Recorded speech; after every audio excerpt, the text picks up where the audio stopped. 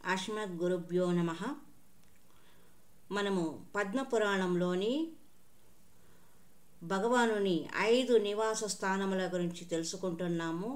వాటిలో పతివ్రత అంటే ఎవరు అని నరోత్తముడు భగవంతుణ్ణి ప్రశ్నించాడు. బ్రాహ్మణ రూపంలో ఉన్న భగవాను ప్రశ్నించినాడు 51వ శ్లోకంలో. అప్పుడు భగవానుడు ఎవరిని పతివ్రత అంటారు, ఆమె లక్షణాలు ఏమిటి అని నరోత్తముడు భగవానుని బ్రాహ్మణ రూపంలో భగవానుని అడిగాడు. అప్పుడు భగవానుడు 52, 52, 53, 54, 55వ శ్లోకం వరకు 51 నుండి 55వ శ్లోకం వరకు ఆమె లక్షణాలను వివరించాడు. పతివ్రత అనగా ఎలా ఉంటారు అని చెప్పి అట్లా ఉదాహరణ చెప్తూ ఇలా లక్షణాలన్నీ వివరిస్తూ అలాంటి పతివ్రత ఉన్నారు, ఆమె పేరు శుభ, ఆమె దగ్గరికి వెళ్ళి నీ యొక్క సందేహ నివృత్తి చేసుకోమని చెప్పారు కదండి భగవానుడు. బ్రాహ్మణ రూపంలో ఉన్న భగవానుడు నరోత్తమునికి అలాగేనని చెప్పి భగవానుడు అతనికి సూచనలు ఇచ్చి మాయమైపోయాడు. ఈ విధంగా పలికి భగవానుడు అక్కడనే అంతర్ధానం చెందాడు. అతడు అంతర్హితుడు కాగా చూచి నరోత్తముడు ఆశ్చర్యం పొందాడు. క్రమంగా అతడు పతివ్రత గృహం చేరి ఆమెను సంబోధించాడు. అతిథి సంబోధనాన్ని ఆలకించి ఆమె వెలికి వచ్చి బ్రాహ్మణుని చూచి గుమ్మం దగ్గర నిలవబడింది. బ్రాహ్మణుడు ఆమెను గాంచి, అమ్మా, నీవు కన్నదానిని తెలుసుకున్న దానిని అనుసరించి స్వయంగానే ఆలోచించి నాకు ప్రీతిని హితమును కలిగించు విషయం ఏదైనా ఉపదేశించుమా అని ప్రసన్నతాపూర్వకంగా ప్రార్థించాడు. అప్పుడు ఆమె, విప్రవర్య, ఇప్పుడు నా పతిదేవిని సేవించుకోవాల్సిన కార్యభారం నా మీద ఉన్నది. ఇప్పుడు నాకు అవకాశం లేదు. ఆ పని ముగిసిన మీదటనే నేను మీతో మాట్లాడగలను. అంతవరకు వేచి ఉండండి.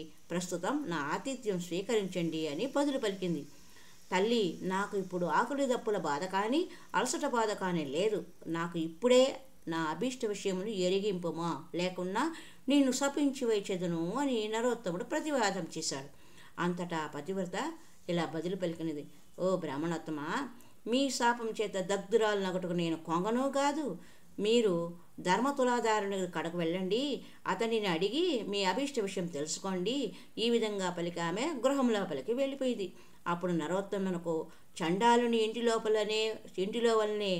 ఇంటిలో ఎట్లయితే పతివ్రత ఇంటిలో కూడా బ్రాహ్మణ వేషధారి భగవానుడు కనిపించాడు. అతనిని చూచి ఆశ్చర్యం పొందిన నరోత్తముడు ఏమో ఆలోచించుకొని ఆ భగవానుని సమీపానికి అరిగాడు. గృహం లోపల ప్రవేశించగా అతనికి పతివ్రతాశ్రీయు ఆమె భర్తయు సంతోషపూరిత స్వాంతులై కనిపించారు. వారిని చూచిన మీదట నరోత్తముడు భగవానునితో ప్రశ్నాపూర్వకంగా ఇలా అన్నాడు. తండ్రి, నా వస్త్రములు ఆకాశంలో ఉండగా ఆరిపోవడం, నా శాపం చేత కొంగ భస్మం కావడం మొదలైన విషయాలు, ఇతర ప్రదేశంలో సంభవించిన సంఘటనలు నేను చెప్పకుండానే ఆ విషయాలు వీరికి ఎట్లు తెలిసినవి? వానిని పతివ్రత ఎలా చెప్పగలిగింది? ఇంతకు ముందు చండాలుడు చెప్పినాడు. ఈ విషయంతో నాకు ఎంతో ఆశ్చర్యం కలుగుతుంది. ఇంతకంటే మహాశ్చర్యం వేరుగా ఏమి ఉంటుంది అని నరోత్తముడు బ్రాహ్మణ రూపంలో ఉన్న భగవానునికి తన సందేహాన్ని వెలిబుచ్చాడు. అట్లా చెప్పగా విన్న భగవానుడు మరలా చెప్పాడు. విప్రవర్య, మహాత్ములైన వారు విశేష పుణ్యబలం చేతను సదాచార సంపద ప్రభావం చేత అనాయాసంగా సర్వ కారణాలను తెలుసుకోగలరు. వారు అలా తెలుసుకోగలడం ఇతరులకు ఆశ్చర్య కారణం అవుతుంది. ఇంతకు మీకు పతివ్రత ఏం బదులు చెప్పినది అని నరోత్తముని ప్రశ్నించాడు. ఆమె నన్ను తులాధారుని కడకుపోయి అతనిని అడగండి అని బదులు చెప్పినది నరోత్తముడు అన్నాడు. అట్లయినా రెండు మునివర్య, నేను ఆ తులాధారుని దగ్గరకు వెళుతున్నాను అని భగవానుడు పలికాడు. బయలుదేరుతూ ఉన్న భగవానుని గాంచి ఆ తులాధారుడు ఎక్కడ ఉంటున్నాడు అని నరోత్తముడు ప్రశ్నించాడు. అప్పుడు భగవానుడు ఇలా అన్నాడు. ఈ తులాధారునికి సంబంధించిన విశేష కథను వృత్తాంతమును మరి ఒక సంచికలో తెలుసుకుందాం. హరి ఓం తత్సత్.